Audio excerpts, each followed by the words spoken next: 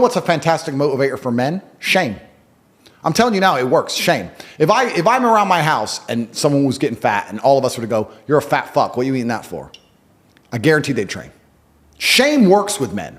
And you talk about this, and this is the reason I promote brotherhood. The reason I am the man I am is not just because I'm so fantastic. It's because I, even now to this day, live with 6 men. I live with my fight coach. I live with my brother. I live with some of my old friends I've had for 20 years. We live in this big ass compound, this huge house. If I wake up and my brother's been training an hour and a half, I feel so annoyed and angry and guilty that I have to go and beat him now.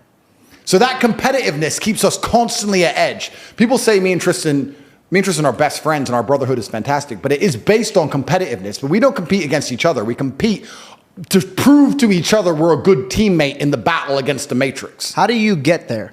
Because I've seen a lot of men get torn up by that. Yeah. So how do you get to a healthy way where we're competitive, but it's not going to destroy our relationship? Well, you have to understand that there's enough outside enemies. You have to put your ego aside and say, look, there's enough people who already want me dead. We're the same blood. Can't we at least unite against all the people who want me dead? I want you. I'm in competition with you, Tristan. I want to beat you to prove to you I'm a fantastic teammate to you, as opposed to I want to beat you because I don't like you. And it's a different mentality. And we'll sit there, and my brother and I are in constant, endless competition, but it keeps us sharp. So masculine competition is super important, which is why it's the third thing I teach, which is brotherhood. You are the sum of the 5 people you spend the most time with. If you find some guys who have their game right, your game's going to get straight. It's as simple as that. And I think if you take any man on the planet in any situation, in any scenario, and you tell him to become as strong as possible because of all the lessons he's going to learn, become as rich as possible because of all the lessons he's going to learn, plus obviously being strong and rich are benefits, plus find a network of brotherhood of men who are accountable to themselves and by extension accountable to you. If you're accountable to yourself as a man, you're also accountable for your friends. I don't want loser friends. I don't want dickhead friends. If I had a guy I really liked and he started being a dickhead, I'd try very hard to fix him. And if I couldn't fix him, I wouldn't be his friend anymore. I'd say, stop that. We don't do that. Why are you doing that? What are you crying about again? Why are you acting that way? Come on, let's go train. I don't want to train. But we always train. Come on, let's go. And then after a while, I'd be like, he doesn't train anymore. Get him out. Bye. Go get eaten by wolves. That's the unfortunate reality of the world, because I'm the sum of the 5 people I spend the most time with. I don't want to wake up one day feeling terrible and going, but he's missing the day and I might miss the day. His poison will get in my brain. I have to resist it. So if you get a brotherhood, masculine brotherhood, and you're accountable for yourself and for them, you're going to be able to do nearly anything. People will shield laziness with anything. No one wants to admit they're lazy. So they'll shield it with disbelief. That's a scam.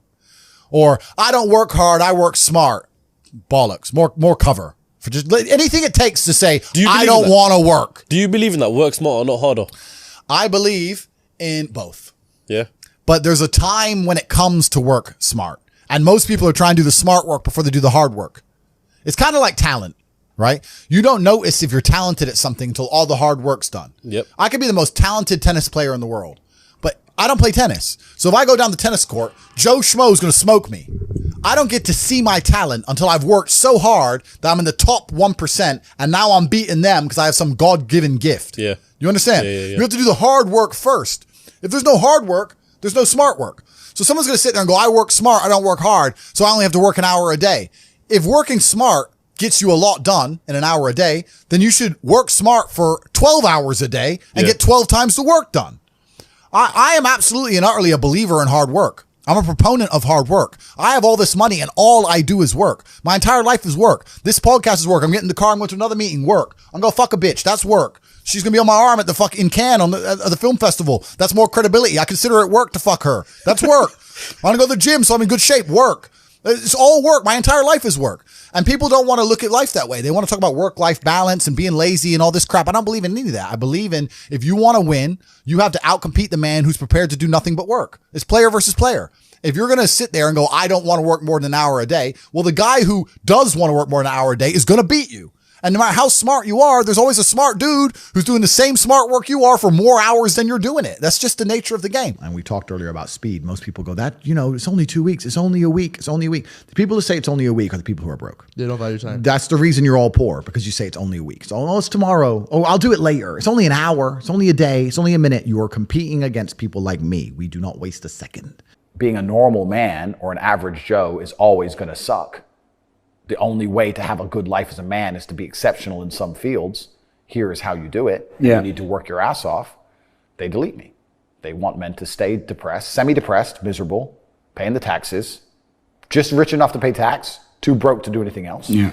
And that's what they want. That's where they want you. So they don't care about men's mental health either. They don't care how many men kill themselves. They don't give a shit. And this is why I talk about the Matrix. People say, why do you talk about the Matrix all the time?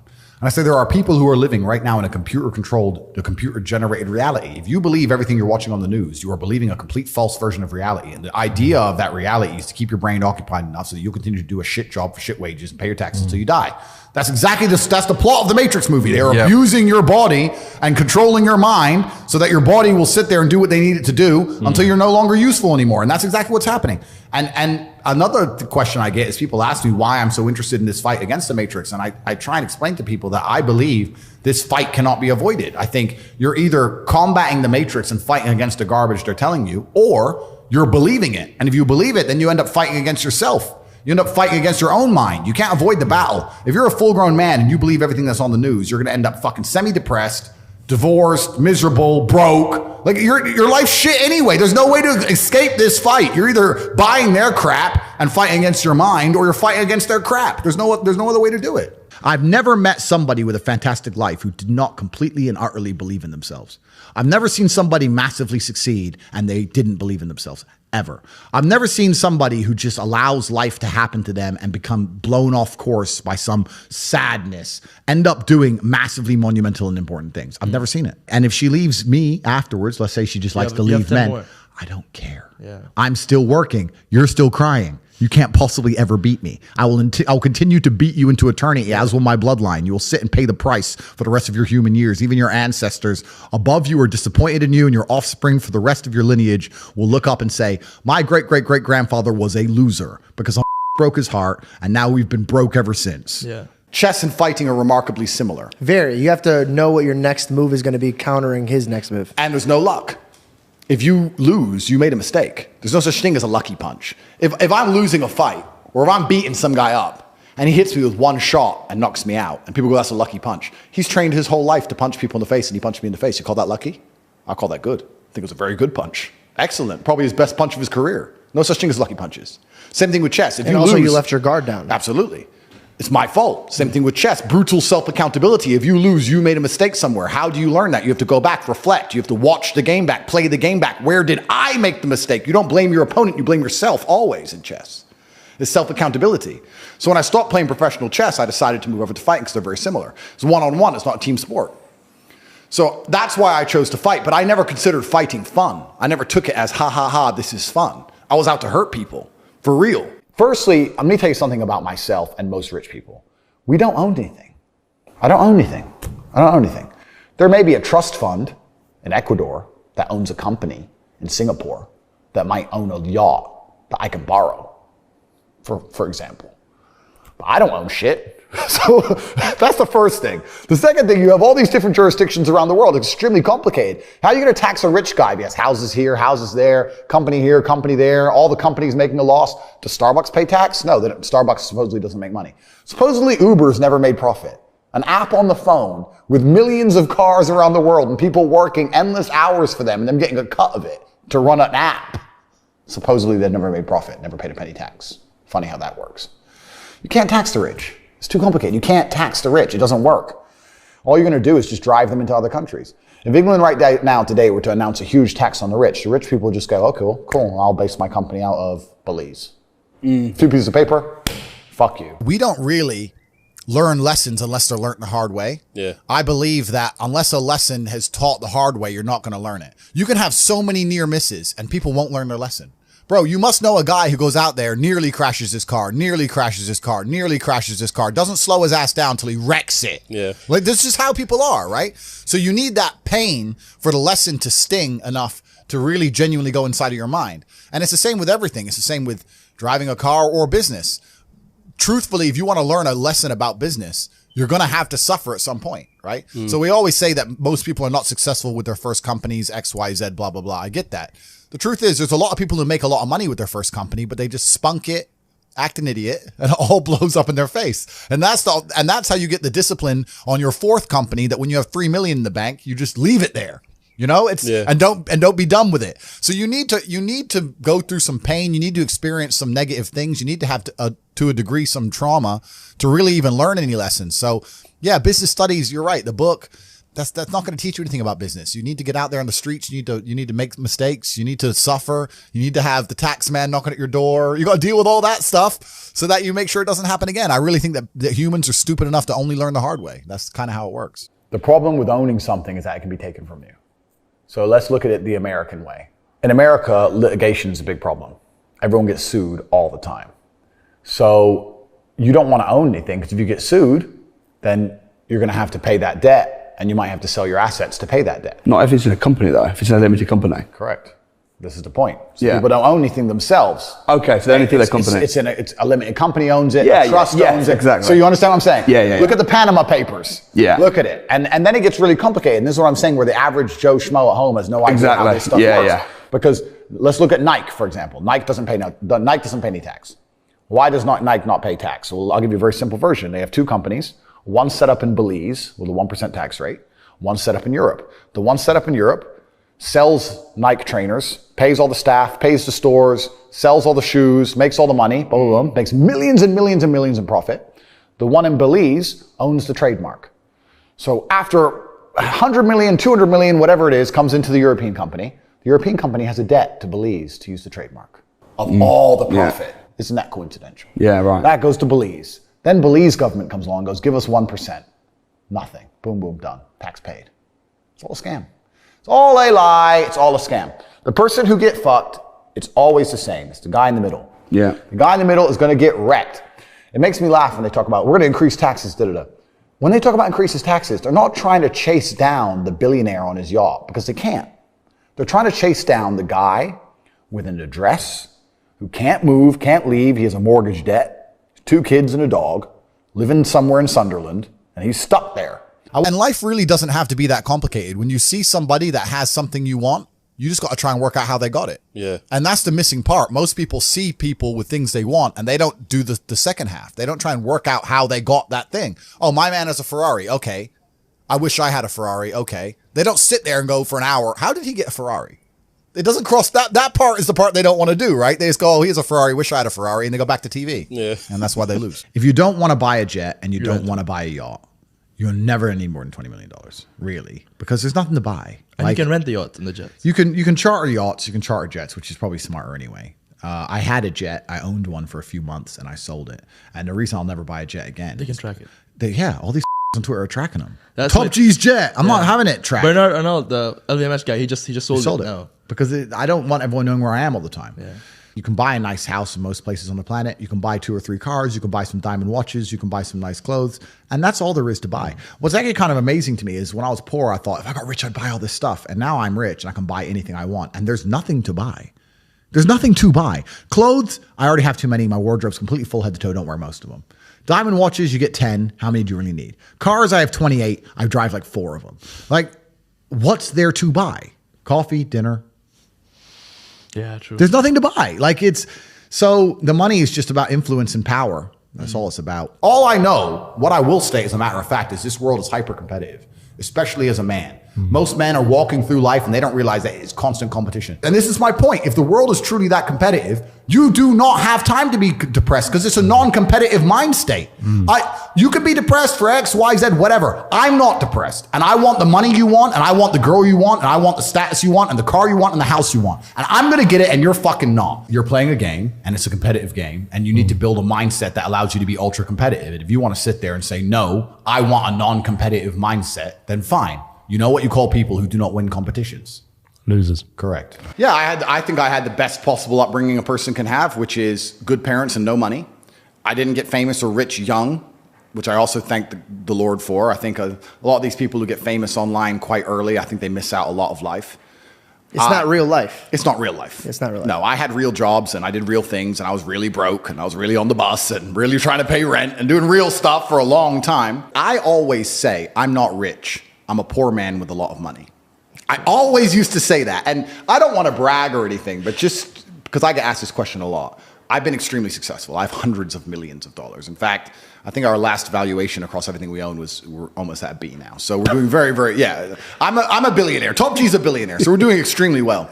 That's the first thing. The second thing, it's great that you say that because I completely agree. Because if you're born with everything, if you're born with all this money, that you have no aspiration, nothing to actually grasp onto and trying to achieve, then money doesn't make you happy. But then you can analyze this from another angle, right? We were just talking earlier, we can always pivot back to who the matrix are, who's in charge. So let me ask you. Do you have somebody that well, let me ask you a question. Okay, go ahead. If you're born into a dynasty, let's say a banking dynasty, and you're born a billionaire, and you have everything you've ever wanted ever, and money has absolutely no value at all, and a brand new Ferrari doesn't mean a thing. You could buy one every 10 minutes for the rest of your life. And money doesn't make you happy. What's the one thing that's going to make you happy? Controlling others. Controlling others. Power. Yeah. Ego. So then you sit there and start looking at things. Because games become real. Absolutely. Yeah. So now you're like, okay, well, money doesn't satisfy me. What makes me feel important? Especially if you're going to add in. Let's add in another angle to it. Let's imagine you falsely believe, because it is falsely, that you're somehow genetically better than others. You're from this lineage. You're better than the other people. And the other people, the serfs and peasants, are struggling for money, and you have unlimited money because you're so smart and your family's always been so smart. You'll have haughty eyes. Yeah. So then you're going to sit there and go, well, why did they make people put on a mask when they walked in the restaurant and take the mask off to eat and then put it on to go to the toilet and then take it off to eat and then put it back on? Because I have a I'll tell you why, because it's funny. You think it's just because it's funny? Because it's an ego. Because it's ego. I thought it was a test to see how far they could push something. Compliance tests. Yeah. Which is the same thing. So when you really understand that people who are in charge of the world are completely, like you said, broken. There are broken people. Money can't satisfy them. People said, I keep referencing COVID, and I do that because it was something tangible that everybody lived through. That's a very easy one to reference. This is actually, it's a bad thing that could work in your favor because now they could relate to you. Yeah. If you're in a gas station and it's 3 a.m. and a Lambo pulls up and a guy gets out of it, you're thinking criminal, drug dealer, gangster. Yeah. You're not thinking, he has a uni degree. Because you're not going to think that. So when you see money, people don't even associate the money they see with university. But then they go, I want to make money, so I'm going to university. It doesn't make sense. It doesn't make sense at all. So I think everybody knows that the system and the path they lay out for you is not a path that's going to lead to where you want to be. And I didn't know what the other path was, but that intrinsic distrust for the system and that distrust for the things they wanted me to do made me search for other avenues. And then I found them, right? And if you speak to the people who are richest, if you speak to the people you know, this is for everyone at home as well. If you speak to the people you know who have the most money and go up to them and say, hey, what made you rich? None of them say school. Do any of them say school made me rich? I got an A in GCSE. Like, who gives a shit? It's bullshit, right? So it's all indoctrination. So I knew it was indoctrination. And for that reason, I was always searching. And if you're searching, you're going to find. Yeah. So the average people come to me and say, what do? I'm just the average guy. And my only answer is stop being the average guy. That's my only answer. You can't just be the average guy anymore. The idea from the 1950s that you can just be the normal, average, law-abiding, hard-working citizen and you'll have a good life is gone. Any man out here who goes, I'm just going to work hard, do my bit, and obey the laws, and I'll have a good life. No, you won't. No, you will not. Just doing your job is never going to make you rich because you're just going to be taxed into infinity and you're going to stay broke. So just obeying laws and doing your job now has set you up to be a peon and a slave for eternity. You have to get yourself in a position where you're making enough money that, I'm not saying laws can be broken, but there certainly can be bent. I mean, I think you know this with accountancy and the way that tax laws work. You get to a certain level where it's like, okay, yeah, we can just put that one to the side. We can twist that one around. Arnold Schwarzenegger says, break the rules, but don't break the law. Completely, yeah, and that's basically it, right? So you get to a certain level, and that's where it's really interesting because the average peon, their answer to all this is, we need to tax the rich. Because they don't understand how money works. They don't understand how the world works. And they think that rich people are out here working some kind of job that you can tax. Yeah. I've spoken to dudes and like, yeah, I had a bad couple months. Why? My girl left me. You've wasted months? You've wasted months over some like you had think of how much God loves you to have given you the grace and given you the opportunity to waste months of human time over some chick. Like, talk about blessed head to toe. If I waste months, empires are going to collapse. I'm going to end up in a cell or dead if I waste months. I have things to do every single day. I can't waste a second. Yeah. Like, these people are just absolutely infinitely blessed. And their mindset is a product of that because they're spoiled children. absolutely spoiled children. If you're going through life with any other mindset besides a hyper competitive one, where you are capable of competing with some of the most dangerous men on the planet in all their forms, me and my network, and also my competitors. If you don't have that mindset, then you have to understand that you are spoiled. You're spoiled by your reality. I believe there's only 3 reasons people are not rich. One of 3 reasons. They're either stupid, arrogant, or lazy. Stupid is actually the smallest category. People think, oh, you know, there's a lot of stupid people. There are, but I know a lot of stupid people with a lot of money, right? There's so much money in the world. To be too stupid to generate money, I think is less than 5% of the population who are genuinely too dumb to ever make a good wage. Then you have arrogant and lazy, and these are the 2 most common. Lazy because people just, oh, you know, but I need time to myself. Oh, you know, but it's the evening. Or, you know, it's hyper competitive. There are people who do not need times to themselves. There are people, there's an Indian in Islam, or there's a guy in Islamabad who'll do your job online for $3 an hour and he doesn't sleep. You're going to lose, right? So if you're going to be lazy in any regard, you have to understand there are people like me who are billionaires who work 18 hours a day. When I finish this, I get into my car and I open my laptop and I work on my way to my next appointment. And then I'm going to work all night until the day I go. When I go to sleep, I close my laptop and I'm asleep a minute later. I work. That's all I do. So lazy is a big problem because people go, oh, but I just want to relax. If you just want to relax, that's fine. But you're competing against people who just don't want to relax and you're going to lose. And the last, and I'd say that's around, a lot of people have that element to them. A lot of people are lazy. That's about 50% of people. But the main reason people are not rich is because they are arrogant. 50% of people are brutally arrogant. And I'll give you an example. I have a school where I teach people how to make money online. It's called The Real World. It was called Hustlers University. It's now called The Real World. TheRealWorld.ai. You can see it at CobraTake.com. I sit here as a billionaire and I sit and say, I will teach you how to make money online. Anybody, 18 modern wealth creation methods. It's $49 a month and I will teach you. And people will sit there in their brutal arrogance and as a brokey with no money and go, yeah, but can he really teach me? I have everything you've ever fucking dreamed of. And I have all the money. You have nothing. And you're so arrogant that you believe you know more than me or that you can do it without me or that I don't know how to teach you. The arrogance of people is truly mind-bending. If you know so much, why are you broke? You obviously don't know. If I want to learn how to box, I wouldn't walk into a boxing gym, find a guy who can box and go, yeah, you know, not bad, but can he really punch? Like, this is how people think when it comes to money. You guys are all successful enough. You can sit there and say, look, I do X, Y, Z. I have X, Y, Z. You don't have it. So do you want to learn how to play piano from the piano teacher, or do you want to sit there as an arrogant brokey? Most people are brutally arrogant, and you can sit there and you can try and help them, and they're just so arrogant. They think, oh, I can do it myself, or I'll work it out myself. I don't need help. And it's arrogance, and it keeps them at the bottom. Everything great that's happened to me in my life, someone taught me. I had a kickboxing coach. My dad was my chess coach. You get taught things. To sit there and think you're too good to learn. Well, this is the problem. Most people are broke. Most people are broke because they're arrogant, bro. It's the truth. It's nothing to do with how stupid they are. They're just arrogant people. You know.